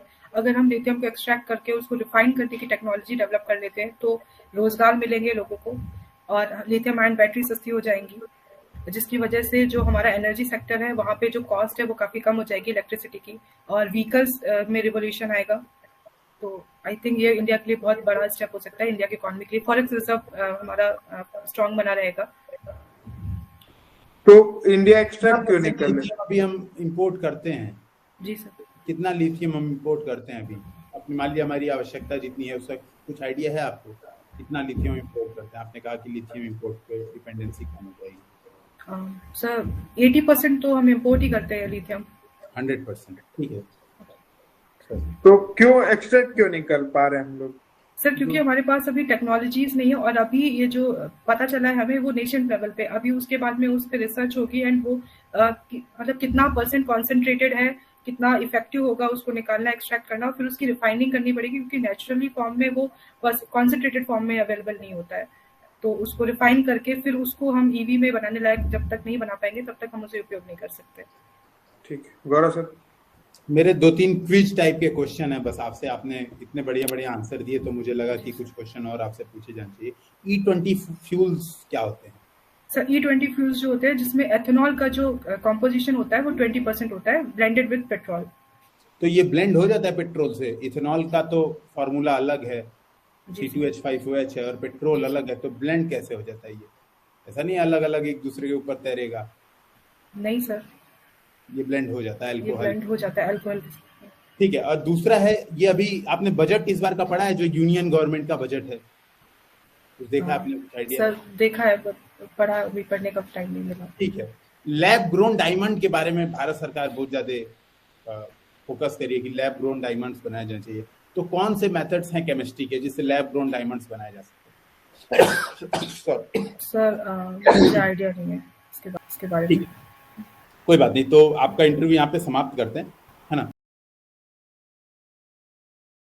बहुत अच्छा लगा, आपका आंसर बहुत कॉन्फिडेंस था, और जैसे कि आपने जो बताया कि मैं सेंसिटिव हूँ, तो आपके आंसर्स में दिख रहा था सेंसिटिवनेस, जैसे आपने उसको गोली मारा। सर मैं रिलैक्स कर सकती हूँ ना अभी? हाँ, आप मैं तो अब मैं आपको रिलैक्स, आपका कब है? मैं बजे आप 20th को। हाँ, आपको रिलैक्स ही वहाँ पे रहना है। देखिए आप सर एक्चुअली करंट अफेयर्स नहीं पढ़ पाई हूँ मैं बिल्कुल, तो मुझे उसका स्ट्रेस जरूर हो रहा था। नहीं, आपने जो आपको नहीं आता है ना, तो आपने जो आंसर दिया ना कि नहीं पता है, वो कॉन्फिडेंस से दीजिए। आपने अच्छा दिया उसके आंसर भी, तो उसमें कुछ ऐसा बुरा नहीं लगा। जबरदस्ती का अपने ऊपर स्ट्रेस मत क्रिएट करिए। इंटरव्यू बोर्ड हो सकता है आपको कई बार स्ट्रेस में डाले, समझिएगा। उसके पीछे उनका मकसद ये होता है कि चेक करना कि आप स्ट्रेस सिचुएशन में कैसे रिएक्ट। एक्चुअली मैं केमिस्ट्री में ये नहीं सोच रही थी कि कोई डायल सेंटर मतलब रिएक्शन लेवल तक भी पूछा मेरे को। मैं जैसे सीनियर वगैरह जिससे भी बात की, तो वो लोग बोले कि बहुत माइन्यूट ऐसे एलिमेंट क्या होता है, पीरियोडिक टेबल क्या होती है। तो हाँ, ऐसे ही पूछे जाएंगे। देखिए वो तो आपका ऑप्शनल है। सुनिए, मैं बता रहा हूँ, आपका ऑप्शनल है। मैंने केमिस्ट्री कब पढ़ी थी? जब मैं IIT JEE की तैयारी कर रहा था, तब पढ़ी थी मैंने केमिस्ट्री। उसमें मुझे जो क्वेश्चन याद आए थे, अभी तो मैं सोच रहा था और फिजिकल पूछूं। अब मुझे तो सिलेबस भी नहीं पता आपके ऑप्शनल का। ऐसा होता है, ये मत सोचिएगा कि सर आपने पूछ दिया। मैं जब IIT में फर्स्ट ईयर में गया था, तो मुझे जो पढ़ाया गया था मैंने वही सब आपसे पूछा फर्स्ट ईयर में। तो आपको वो परेशान, वहां पे भी हो सकता है ना एक व्यक्ति बैठा रहे जिसने केमिस्ट्री बचपन में पढ़ी हो, आप समझिए इस बात को। तो वो आपसे वही वाले क्वेश्चन पूछेंगे जो वो उनको थोड़ा ना पता है कि आपके सिलेबस में है कि नहीं। तो आप इसका आपको लोड नहीं लेना है। आप कॉन्फिडेंस से बोल दीजिए कि नहीं सर ये नहीं पता है। और आप तो केमिस्ट्री की लेक्चरर अगर रेजोनेंस में रही है, तो आपने तो डिटेल में पढ़ाया होगा। अगर ऑर्गेनिक पढ़ाया था तो हाँ, फिजिकल पढ़ाया था, बट वो न्यूमेरिक मतलब वो वैसा था, जेई के लिए पढ़ाया था, तो जेई टाइप में ही क्वेश्चंस होते थे एनालिटिकल वाले। हाँ, इस बात को फील लीजिए ना, इस बात को कॉन्फिडेंस से बोलिए कि नहीं सर ये नहीं पढ़ा है। इसमें घबरा, आप समझिए मैं जो बात बताना चाह रहा हूँ कि अगर 5 क्वेश्चन आपको नहीं आते हैं, ठीक है, तो 5 क्वेश्चन में कॉन्फिडेंस से बोलिए नहीं आता है। लेकिन छठवां अगर आपको आता है, तो आप बहुत ही कॉन्फिडेंस से छठवां आंसर दीजिए, जो कि आप दे रही थी। उसमें मुझे नहीं लगा कि आप, मुझे शुरुआत में लगा कि आप घबराई हैं, बहुत ज्यादा नर्वस हैं। पहला मौका आपका शायद, है ना, आपने बोला। हाँ, इस वजह से नर्वसनेस थी। बाकी आपके आंसर टू द पॉइंट थे बहुत। जैसे अभी मैं कुछ G20 पे पूछने वाला था, फिर मुझे कुछ क्वेश्चन मैंने यहाँ पे नोट किया था जो आपने निकाले थे। मतलब ये आपने बोला था कि मुझसे ये क्वेश्चन पूछो, क्योंकि आप ऐसा आंसर आपने दी थी, जैसे खासतौर पे लैब ग्रोन डायमंड्स वाला। कुछ केमिस्ट्री के ऑर्गेनाइजेशन जो इंडिया में है, संस्थाएं हैं केमिस्ट्री की, जैसे पेसो, पेट्रोलियम वाली जो ऑर्गेनाइजेशन है, उसके बारे में एक बार देखना पड़ेगा आपको। ठीक है, वो ऑर्गेनाइजेशन देख लीजिएगा। देखिए, एग्जामिनर का केमिस्ट्री ऑप्शनल नहीं है, ये बात आप समझिएगा। तो एग्जामिनर आपसे केमिस्ट्री के 2-4 वही क्वेश्चन पूछेगा जो उसने बहुत पहले सुनी थी। बोल देगा कि बेंजीन, वो आपके पास पेन कॉपी, इसीलिए मैंने आपसे बनवा दिया BCC तुरंत। पेन कॉपी रहेगा, वो बोल देगा भाई बेंजीन बना के दिखा दो, उसको यही पता है, फिनॉल बना दो। तो उसको और कुछ आता ही नहीं है, ठीक है, उसको इससे ज्यादा नहीं आता है। तो आप इस मामले में एकदम कूल रहिए। मैं तो जबरदस्ती आपको स्ट्रेस में डाल रहा था, स्ट्रेस में मत जाइएगा, क्योंकि मैं वही कह रहा हूँ, अगर आपको 5 क्वेश्चन नहीं आते हैं तो आपको पता। सर वो स्ट्रेस फील हो रहा था क्या? मतलब कभी कभी शुरुआत में फील हुआ था, घबराइए। आंसर आपके अच्छे आ रहे थे, आपका आंसर बहुत कॉन्फिडेंस से आ रहा था, लेकिन जब चेहरा ऑब्जर्व करो तो आपको लग रहा था कि आप डर रही हैं, आपको घबराहट हो रही है। ठीक है, आंसर्स बहुत अच्छे थे, आंसर्स में कोई समस्या नहीं थी। ठीक है, तो ये बात समझिएगा। आंसर्स में मुझे बहुत खास तौर पे जो सबसे महत्वपूर्ण बिंदु है कि केस स्टडीज को आपने बहुत अच्छे से डील किया, बहुत कन्विक्शन के साथ डील किया। आपका आंसर वहां पे था कि गोली नहीं मारेंगी। मैं रहता, मैं गोली मार देता। गोली मारने का मतलब थोड़ा ना कि सिर पे गोली मारना है, पैर पे मारना है। लेकिन आपका आंसर सही था। उसमें भी आपने बोला गोली नहीं मारने के पीछे आपके प्रॉपर रीजंस थे, समझिएगा। आपने प्रॉपर रीजनिंग दी कि मैं इससे नहीं मारूंगी क्योंकि सर ऐसा थोड़ा वहां से भाग रहा है तो वो दोषी ही होगा, और भीड़ दौड़ा रही है तो हो सकता है भाग रहा हो, ये भी तो हो सकता है। और इससे अच्छी बात है, देखिए मैं गोली मार दूंगा तो हो सकता है कि मैं DSP डिजर्व करता हूँ और आप SDM डिजर्व करती है, तो आपके अंदर सेंसिटिवनेस है जो कि आप दिखा रही थी। आपने जो सेंसिटिवनेस बोली तो आपके प्रॉपर आंसर में वो चेक हो रहे थे कि हाँ भैया आप हैं सेंसिटिव, आपने बहुत जगह इन पॉइंट्स को शो किया है, तो आपकी मजबूती है। तो मुझे आपके इंटरव्यू में मजबूती पक्ष आपका ज्यादा लगा, करंट आपका वीक है और वाकई में वीक है। तो आपने कब आखिरी बार करंट अफेयर्स पढ़ा था? सर एक्चुअली मेरा अभी एसएससी का एग्जाम था, वो भी प्री क्लियर हो गया था, तो मेंस का एग्जाम था, तो मैं मेंस में लगी हुई थी। तो बनी है इस बार, कहाँ एसएससी वेसएससी के चक्कर में आप सर मैं लगी नहीं हूँ, वो एक बैकअप मान सकते हैं आप कि मतलब हो गया था, तो मैंने उसको भी 3 ही दिन पढ़ा था, तो ये था कि प्री निकल गया है तो एक बार मेंस दे देते हैं। न्यूज़पेपर नहीं पढ़ रही थी? उसके पहले पढ़ रही थी, बट ये जो अभी नेम अभी 4-5 दिन पहले आया, और वो इतने डिफिकल्ट नेम थे कि मैं कंफ्यूज हो रही थी कि नागालैंड नहीं, नेम से नहीं, जैसे रिसेंट जैसे आज वाला जो हिंदू रेट, ये कुछ हॉट टॉपिक्स हैं जी सर, ये कुछ हॉट टॉपिक्स हैं।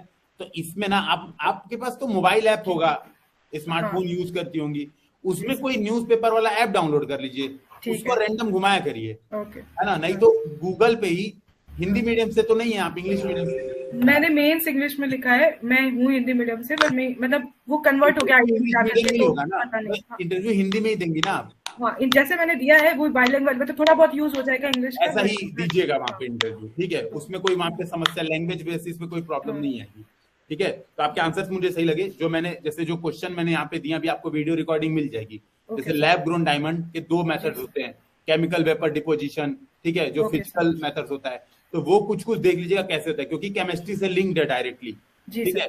तो वो कुछ नहीं करना है, उसको यही सर्च करना है। तो मेरे को 1-2 क्वेश्चन जैसे थे वो आपसे पूछने थे, और वो मैंने नोट किए थे। 1 मिनट सर, सबसे पहले तो जैसे वो नेम चेंज का चलता है ना यूपी गवर्नमेंट का, कि मतलब सारे नेम उठा के बदल रहे हैं, तो इसको जस्टिफाई कैसे करेंगे? मतलब अगर प्रो गवर्नमेंट जानना है तो, because I don't believe it कि नेम चेंज कर रहे हैं फिर पैसे बर्बाद होते हैं बिना मतलब में, और सारे ही बदल रहे हैं।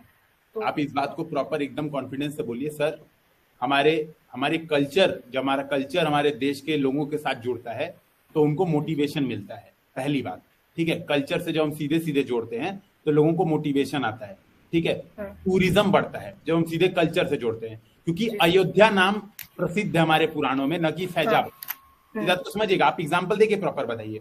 आप इज्जत को बोलिए सर, बिल्कुल अगर इसका उद्देश्य बहुसंख्यकवाद को बढ़ावा देना है, किसी एक धर्म के प्रतीकों को हटाना है। मेरा अगला क्वेश्चन सर यही था, क्योंकि वो मेरे को इसी में क्रॉस क्वेश्चन कर देंगे कि फिर मुस्लिम नेम ही को उठा के बदल रहे हैं, पुराने बदल रहे हो, अगर कल्चर के हिसाब से कर रहे हो तो फिर मुगल्स भी तो कल्चर का पार्ट थे, मतलब हिस्ट्री का पार्ट थे, बिल्कुल। तो वो सारे आप सारे चेंज कर रहे हो। 1-2 नाम ऐसे देख लीजिए जो हिंदू हों और चेंज कर दिए गए हों, अगर मिल जाए तो। ये मुगल सराय का मतलब, मुगल सराय क्या है? ये मुगल वाला है प्रॉब्लम प्रॉपर, है ना। जैसे मैं बता रहा हूँ ना, आप इसको उस जगह पे ले ही मत जाइए।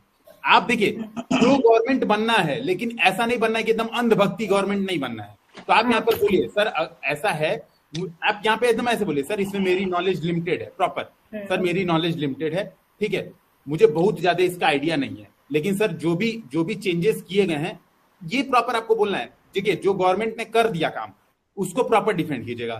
तो जो भी सर चेंजेस किए हैं, मुझे लगता है सर ये चेंजेस अच्छे थे, जरूरी थे। क्यों?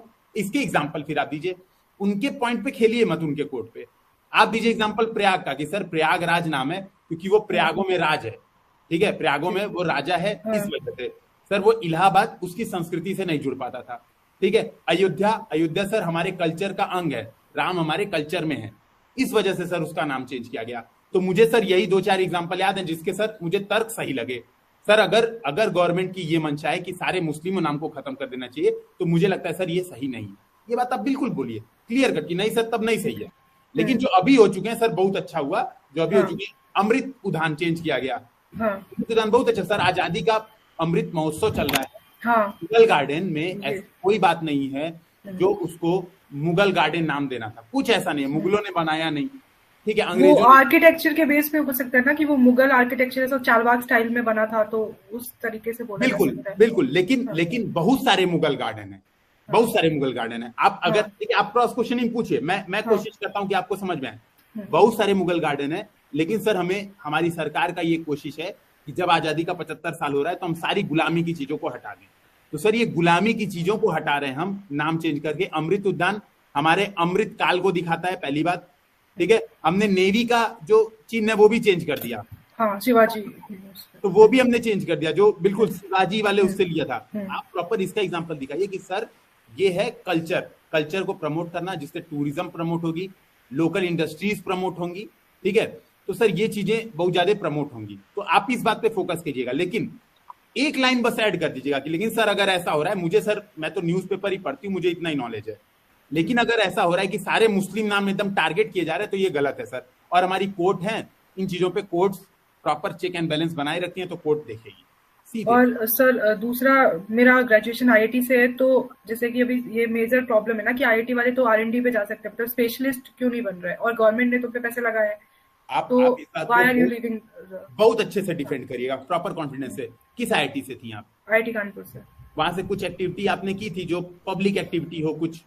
हाँ सर, जैसे शिक्षा सोपान था, पढ़ाया था वो, मतलब पीछे एक झुग्गी झोपड़ी थी, वहाँ के बच्चे, हमारे यहाँ पे एक फर्स्ट ईयर में एक वो चलता था, एनजीओ चलता था, नाम बताइए। शिक्षा सोपान।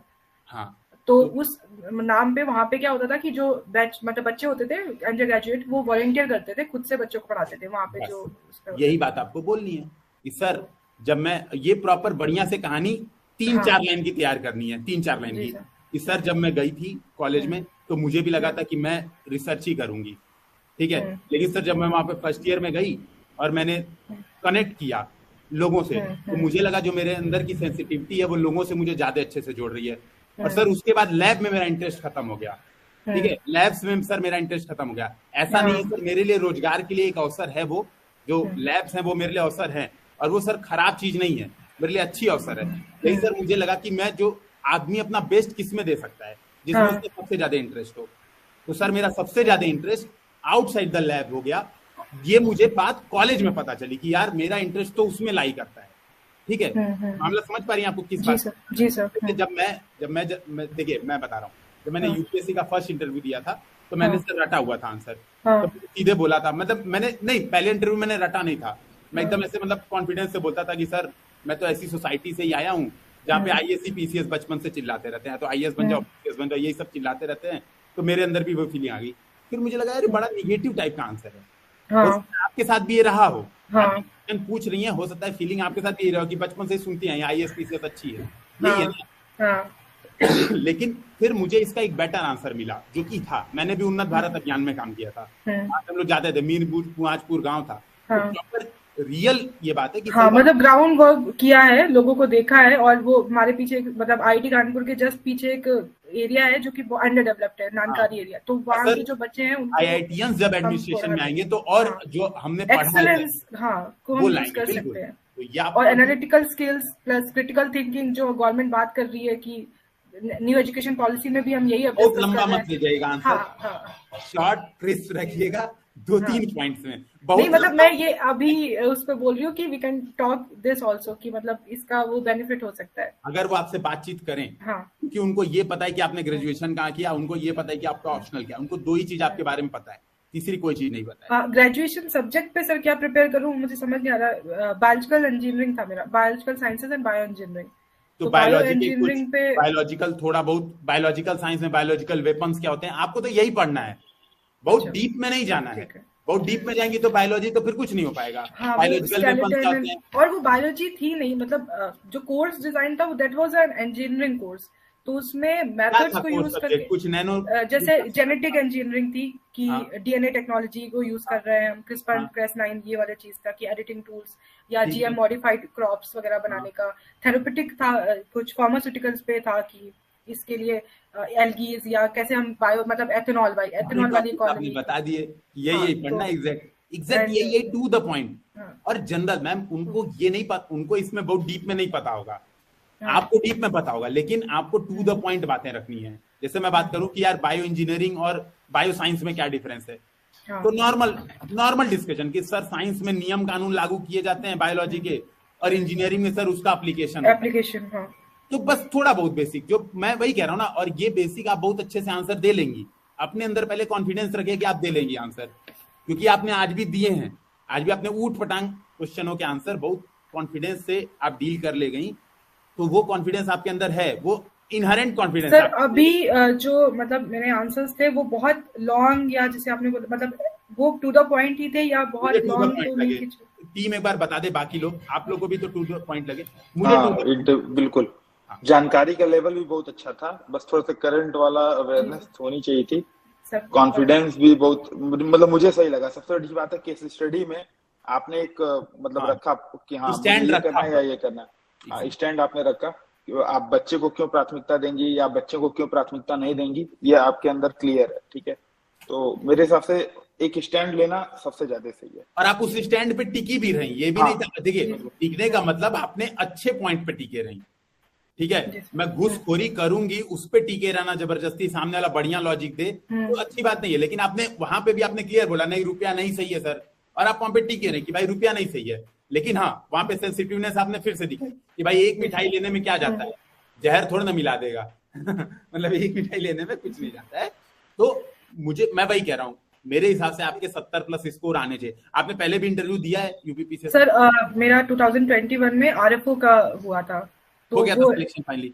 नहीं ना सर, फाइनली हुआ। इंटरव्यू के मार्क्स नहीं आए अभी तक, वही प्रॉब्लम है। पहला इंटरव्यू वही था, मतलब आपसे तैयारी। और कैसे क्वेश्चन वहां पे पूछे गए थे? सर वहां पे एक्चुअली वो एनवायरनमेंट रिलेटेड था, तो एक दो करंट से थे कि जैसे मैं कानपुर से बिलोंग करती हूँ, तो कानपुर से कुछ क्वेश्चन थे गंगा के लिए, पोल्यूशन से लेकर के, या गंगा क्यों क्लीन रहती है, उसमें बैक्टीरियोफेजेस होते हैं। हाँ। और दूसरा एक डिपार्टमेंट से था कि आप डिपार्टमेंट मतलब biological sciences and bio engineering को आप कैसे यूज करोगे। जैसे सर ने पूछा था केमिस्ट्री का यूज इन एडमिनिस्ट्रेशन, तो वो सिमिलर क्वेश्चन उनका था कि in administration how will use. Plus वो क्योंकि एनवायरनमेंट से था तो उन्होंने फॉरेस्ट फायर और उधर पे चले गए थे, उस एरिया पे फॉरेस्ट फायर प्रिवेंशन के। वो आरएफओ का था एग्जैक्टली, वो एडमिनिस्ट्रेशन का था नहीं, तो वो एनवायरनमेंट से रिलेटेड मतलब क्लाइमेट समिट पे बात हो गई थी कि कहाँ पे क्या। बिल्कुल। तो मुझे यही लग रहा है जो हमने क्वेश्चंस पूछे ना, इसी के इस स्फीयर में, अभी आपका समय अच्छा खासा 10 दिन का समय है, इसी के स्फीयर में तैयार कर लीजिए। आपको लगे एक बार और मॉक इंटरव्यू देना है तो आप एक बार वापस दे लीजिएगा। सर आपको लगता है ना कि आपके थोड़े बहुत जो क्वेश्चंस रह गए, सर मुझे करंट का लग रहा है कि मैं एक बार अगर और मिल जाए तो मैं करंट प्रिपेयर करके फिर एक बार करंट पे भी इंटरव्यू, मतलब करंट और कानपुर या लोकेशन पे। तो करंट के लिए नहीं कानपुर का तो ये है, तो कानपुर का ये थोड़ा बहुत पढ़ लीजिए, ठीक है। कानपुर के बारे में क्वेश्चन बने इसके 0.1% चांस है, क्योंकि लोकेशन आपको बताना नहीं है। नहीं आईआईटी कानपुर उनके पास होगा। हाँ आईआईटी कानपुर पूछेंगे, बिल्कुल आईआईटी कानपुर हो सकता है मतलब हो सकता है, ऑब्वियस सी बात है, हो सकता है, इसके एक चांसेस हैं एग्जैक्टली। तो वही मैं कह रहा हूँ थोड़ा बहुत देख लीजिएगा। बाकी कानपुर से देखिए इस बार क्या आपने ट्रांसक्रिप्ट देखे हैं? हाँ कुछ देखे हैं अभी। ट्रांसक्रिप्ट में कैसा आपको दिखा? सर कुछ तो मुझे फैक्चुअल दिखे, मतलब कुछ तो मुझे अजीब ही लगे कि जैसे तुलसी चबा के क्यों नहीं खाते, किसी का मैंने देखा था कि तुलसी के पत्ते क्यों नहीं चबाते, पौधे क्या होते पता नहीं क्या, ऐसे मतलब एकदम फैक्ट पे या जैसे कॉमन सेंस उस पे ये कॉमन सेंस के प्रश्न थे। और आपको तुलसी तो मरकरी का कुछ होता है ना दांतों में, उसमें मतलब अगर केमिस्ट्री का कुछ, ये तो मुझे भी नहीं पता, मैं तो चबा के ही खाता हूँ तुलसी मैं भी चबा के ही खाती हूँ, तो वो पता नहीं, बट मैंने सर्च किया जो उसमें कुछ ऐसा था कि मर्करी इन्वॉल्व होती, तो इनेमल जो होती है दांत की वो खराब होती है। अब आई डोंट नो कितना सही, क्योंकि गूगल पे है। मत भागिए इन प्रश्नों के पीछे, एकदम मत भागिए, एकदम लोड नहीं लीजिए। मैं कह रहा हूँ मैं ट्रेंड देखने की बात कर रहा हूँ कि हाँ ऑप्शनल से प्रश्न थे ना, हाँ ऑप्शनल से क्वेश्चंस हैं एग्जैक्टली। तो आप यही चीजें जो पूछी गई हैं इसके डायमेंशन थोड़े से चेंज करके आप तैयार करिए, ठीक है। करंट अफेयर्स में इंडियन एक्सप्रेस डेली पढ़िए, रिक्वेस्ट है प्लीज पढ़िए, बहुत ज्यादा जरूरी है। क्योंकि करंट पता है बेसिक चीजें, देखिए आपने बहुत टफ चीज नहीं बताई, जैसे आपने डीजेल्डर रिएक्शन नहीं बताई, वो कोई प्रॉब्लम ही नहीं है, वो 99% चांस है कि मुझे पता था कि आप बताएंगे ही नहीं, मुझे तो मैं श्योर ही था। मैं तो कहा यार आपका केमिस्ट्री ऑप्शन है तो चलो बाउंसर जो मन करे वो पूछता हूँ, उनके साथ भी ये होगा, उसमें आपके नंबर नहीं कटेंगे। लेकिन एक नॉर्मल चीज है, नॉर्मल चीज है कि मैं कहूँ केमिस्ट्री की डिफिनीशन बताओ भाई अपने हिसाब से, अब वहां पे आप गोल गोल झांक रही हैं, आपको लग रहा है आंसर ही नहीं आ रहा है, ये निगेटिव इम्पैक्ट डालेगा। तो मुझे ये वाली प्रॉब्लम आपके अंदर कहीं नहीं दिखी, जो बताने वाला था उस प्रॉपर आपने बताया है।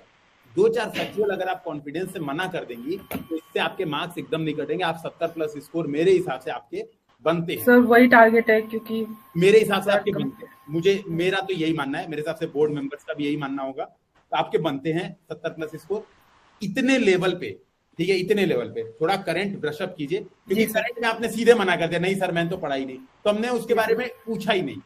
सर मैं एक इंटरव्यू इसीलिए और देना, मतलब एक मॉक में और शेड्यूल करवाती हूँ, और आफ्टर करंट मतलब थोड़ा उसके बारे में हमने पूछा ही नहीं। लेकिन इस पे आप थोड़ा पढ़िएगा करंट, जी सर। क्योंकि वो सिसोदिया वाला बहुत बवाल चल रहा है लिकर केस पे पॉलिसी। हाँ सर एक्चुअली वो पता मतलब बस वो यही पता है कि अरेस्ट हुए हैं और काफी ज्यादा चल रहा है, बट एग्जैक्टली लिकर पॉलिसी पे क्यों अंदर गए थे, एक्साइज पे क्या था, तो यूट्यूब पे वीडियो हाँ तो इसलिए वो नहीं पता था, तो मैंने सोचा उसे वाई सिसोदिया कर इज देते हो। जेल, ऐसे सर्च करेंगी ना तो मिल जाएगा एग्जैक्ट कि भैया क्यों जेल में गए। ठीक है, इसमें लोड ही नहीं लेना है ना, तो करिए। ठीक है, बेस्ट ऑफ लक। ठीक है रमन सर, सत्यप्रकाश सर, आप लोग कुछ बताना तो हाँ, तो मेरे अनुसार भी जानकारी अच्छी थी, केस हिस्ट्री को आपने ठीक से हैंडल किया। प्रेशर मुझे नहीं फील हो रहा था, मैं हो सकता है बाद चेहरे पे हाँ चेहरे पे प्रेशर था। नहीं हाँ, जवाब तो बहुत सही थे एग्जैक्टली। हाँ, जहाँ तक बात थी करंट की, तो थोड़ा सा इसको, जैसे 8 केंद्र शासित प्रदेश हैं भारत में, आपने 9 बताया था सर, तो ये नहीं 8 ही बताए थे एक्चुअली, पहले 9 थे, फिर दमन एंड दीव और दादर, मैं काउंट करने लगी, मतलब वो बताने में ना मैं काउंटिंग कर रही थी कि 9 से घटे फिर 2 1 हुए तो 8 बचे होंगे, तो वो ऐसा चल रहा था। वही तो ये वाला है। अब जैसे जम्मू कश्मीर और जो दिल्ली संघ शासित प्रदेश है, तो हाँ, तो ये बता सकते हैं सीधे कि ये यहाँ पे राष्ट्रीय राजधानी है, यहाँ पे देश की राजधानी है, वो एक सामान्य केंद्र शासित प्रदेश है। ठीक है, तो थोड़े मोड़े अंतर, मतलब कॉमन सेंस वाले। हालांकि इसमें वो मैंने आपको इसीलिए जबरदस्ती, क्योंकि करंट के क्वेश्चन 1-2 पूछ करके तब मैंने ये पूछा, ताकि आपको प्रेशराइज करूं, लेकिन ठीक था, मतलब उत्तर बहुत सही था। ठीक है, उत्तर के माध्यम से नहीं लग रहा था कि आप प्रेशराइज हैं, चेहरे पे थोड़ी सी दिख रही थी, लेकिन वो सही हो जाएगा। इसके लिए अगर आप चाहिए तो शीशे में प्रैक्टिस कर सकते हैं, शीशे के सामने, है ना। थोड़ा सा अभी आपको ये वीडियो आज या रमन सर कब तक लिंक मिल जाएगी? अभी 1 घंटे बाद। हाँ, तो 1 घंटे में लिंक मिल जाएगी, तो आप इसको आराम से देख करके थोड़ा सा प्रैक्टिस करिएगा। ठीक है, तो मेरे हिसाब से बेस्ट ऑफ लक, फिर से इंटरव्यू दे लीजिएगा, कोई दिक्कत नहीं, करंट तैयार करके। रमन सर, मेरी तरफ से मतलब बहुत सारी शुभकामनाएं, रिजल्ट बहुत पॉजिटिव आएगा। ठीक है, एकदम लिख करके रिजल्ट पॉजिटिव आएगा, क्योंकि कॉन्फिडेंस दिख रहा है।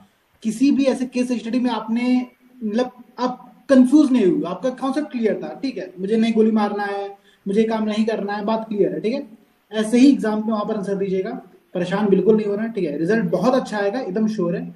करंट अफेयर्स, लोकल न्यूज़पेपर और इंडियन एक्सप्रेस दोनों थोड़ा बहुत पढ़ते रहिए। प्रयागराज की न्यूज को भी उस दिन देख लीजिएगा जिस दिन आप एग्जाम देने जाइएगा, ताकि आपको अवेयर रहे कि हाँ भाई चल क्या रहा है सोसाइटी में। ठीक है, प्रश्न ऐसे ही बनेंगे, बेसिक प्रश्न बनेंगे, भाई ये घोटाला चल रहा है तो घोटाले में क्या कारण है, ये केस हो रहा है, इस केस में क्या कारण है। अभी मुख्य निर्वाचन आयुक्त जो चीफ इलेक्शन कमिश्नर होता है, उस पर कुछ चेंजेस किए गए हैं, वो आपने देखा होगा, तो तैयार करेंगे भाई सिलेक्शन कमेटी कैसे बनाई जाएगी, क्या सुप्रीम कोर्ट का जो जजमेंट आया था, कौन जज थे उसमें। ठीक है, कौन सी पीठ थी, वो सब देख लीजिएगा पॉइंट। ऐसे ही प्रश्न बनेंगे। ठीक है, एकदम निश्चिंत रहिए। केमिस्ट्री से जितने भी प्रश्न बनेंगे, मैं गारंटी दे रहा हूं आपने सारे प्रश्नों का आंसर सही दिया है, बहुत अच्छा दिया आंसर। ठीक है, तो ऑप्शनल को लेकर परेशान मत होइएगा, बस ये डायमेंशन कवर करिए, रिजल्ट बहुत अच्छा रहेगा। ठीक है, शुभकामनाएं आपको। देखिए, एकदम आपको घबराना नहीं। आपने बताया ना कि आप रेजोनेंस में फैकल्टी नहीं, तो आपने बच्चों के सामने मतलब पढ़ाया हुआ है, उन लोग के इतने क्वेश्चंस नहीं बनते। जब इंटरव्यू थोड़ा टाइम हो गया है, कोई बात नहीं, बस वही चीजें रिवाइव करनी है आपको। ठीक है, जो अभी आपने बोला ना कि थोड़ा घबराया हुआ जैसा था, तो बिल्कुल वहाँ घबरा नहीं। आप सोचे ना कि आपने रेजोनेंस और बाकी कोचिंग में पढ़ा क्या है, तो बस वही, वहाँ पे उतने सारे बच्चे थे, यहाँ सिर्फ 5 लोग होंगे, घंटे घंटे की आप क्लास लेती थी, यहाँ मैक्सिमम 20 से 25 4 ही लोग हैं, 15-20 मिनट का तो इंटरव्यू चलना है। हम तो बहुत ज्यादा, हमें तो ग्रिलिंग करनी थी, आपके डायमेंशन तैयार कराने थे, तो हमने आधे घंटे आपसे प्रश्न पूछे। 15 से 20 मिनट से ज्यादा इंटरव्यू थोड़ा ना चलेगा। बिल्कुल, बाकी वो सब चीजें सही थी। मतलब कोशिश करिए, या तो फिर हाइड्रोजन इकोनॉमी वगैरह बहुत अच्छे से तैयार करके जाइएगा, या तो कोशिश करिए कि उस डायमेंशन में ले ही ना जाइए, क्योंकि ये आप डिसाइड करेंगे कि आपका इंटरव्यू कैसे जाएगा। जैसे अभी आपने बोला ना ACFRFO में आपने कुछ बता दिया, तो फिर एनवायरनमेंट की तरफ पूरा चला गया। ठीक है, तो यहाँ पे भी अगर आप कुछ ऐसा टर्म बोलेंगी और वो अगर वहां पे जो विशेषज्ञ रहा जो सामने बैठा है, तो पक्का वो उसी डायमेंशन में ले जाएगा। हालांकि उसका कोई निगेटिव इम्पैक्ट नहीं पड़ेगा, आपको सभी चीजें आती हैं। थोड़ा बहुत करंट बस देख लीजिए, और बहुत बहुत शुभकामनाएं आपको। ठीक है, और किसी सर को कुछ बताना हो मैम को? नहीं। ठीक है, तो 2 प्रश्न मैम आपके, और कोई प्रश्न है अभी?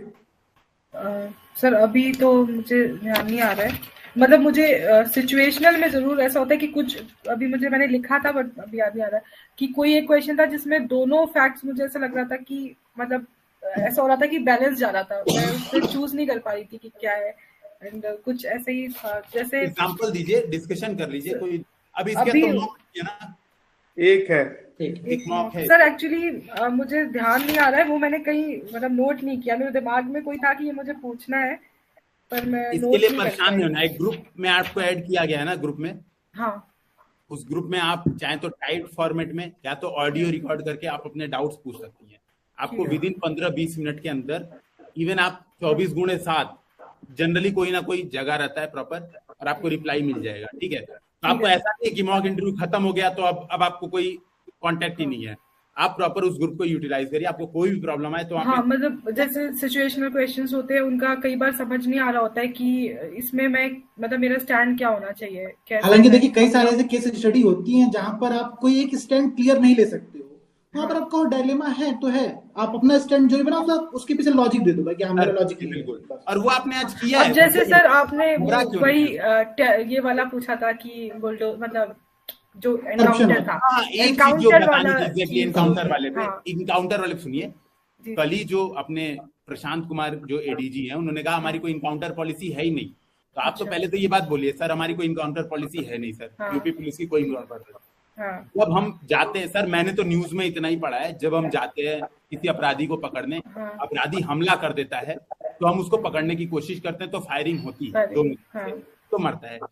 कई बार सर फेक इनकाउंटर की न्यूज आती है, तो उसके पीछे सर पूरा जांच तंत्र है, प्रॉपर एनसीआरसी जांच करती है ना, और पता लगाती है, फिर सजाएं भी दी जाती हैं। तो अगर फर्जी इनकाउंटर होता है तो उसकी सजा भी मिलती है प्रॉपर, क्योंकि सर कानून का राज है।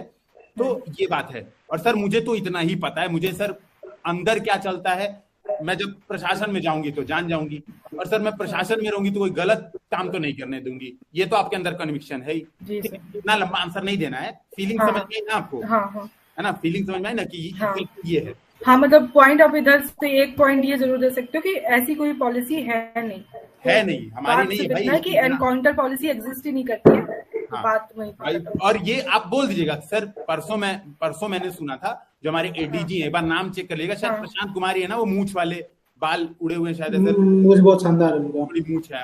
देख लेना, क्या नाम है, उन्होंने क्लियर कट बोला। इस समय पता है आप 15-20 मिनट ना इन लोग की इंटरव्यू सुन सकती हैं आप, 15-20 मिनट। जैसे कुछ क्वेश्चन के आंसर, जैसे अभी कुछ क्वेश्चन ना आपसे पूछे जाएंगे, तो योगी जी का भी रिसेंट एक इंटरव्यू हुआ था ये वाले समिट पे, जो अभी इन्वेस्टर समिट हुई ना, G20 समिट पे, ग्लोबल इन्वेस्टर समिट, GIS में हुआ था।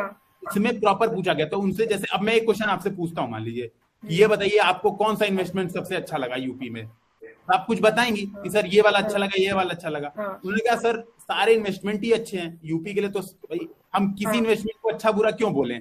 हाँ, लेकिन अगर एक सेलेक्ट ही करना रहे तो ये वाला सर मुझे लगता है वुमेन एम्पावरमेंट या स्वच्छता या पर सर टॉपिक चूज कर पाएंगे एग्जैक्टली, तो ऐसा डेटा तो याद नहीं है कि मतलब हाँ ऐसे ही टॉपिक चूज कर लेंगे कि इस वाले पे मेरे को। तो आप ऐसे में चाहे ना तो इन लोग के एक दो लोग के इंटरव्यू देख सकती हैं कि प्रशांत कुमार ने रिसेंटली एनडीटीवी को इंटरव्यू दिया था तो क्या बोला, तो कुछ आपको आइडिया लग जाएगा कि हाँ एग्जैक्ट वही नहीं आपको बोलना है, ठीक है, लेकिन उस लाइन में आपको बोलना है, उस लाइन को क्रॉस नहीं करनी है, उस लाइन में आपको बोलना है। ठीक है, तो प्रॉपर कॉन्फिडेंस के साथ, और आपने स्टैंड जहां पे लेना था आपने लिया है, तो आप ये घबराइए मत कि सर मैं नहीं दे पाऊंगी। पता नहीं आपसे सिचुएशनल वो वाले क्वेश्चन जो आप सोच रही वही पूछे जाएं।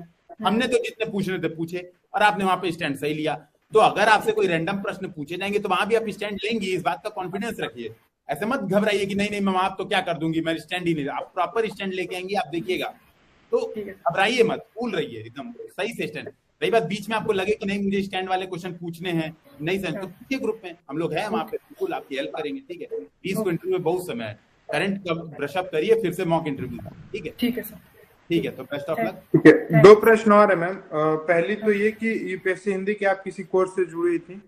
हाँ सर, मैंने फॉर्म में भी लिखा है। मैंने सृजन को 1 महीने के लिए ज्वाइन किया था, और उसके बाद फिर मैंने टेस्ट सीरीज ज्वाइन कर ली थी, तो फिर टाइम नहीं मिल रहा था। मेंस जब मेरा हुआ था, मेंस के बाद मैंने बस एक ही बैच ज्वाइन किया था, सृजन ज्वाइन किया था, तो क्योंकि इंग्लिश का नहीं होता था। तो वो आपने इस बार इंग्लिश इनिशिएटिव था कि इंग्लिश के भी आंसर्स मिलते थे, तो वो मैंने उसको फॉर्म में भी लिखा हुआ है कि मैंने ज्वाइन किया था सृजन का।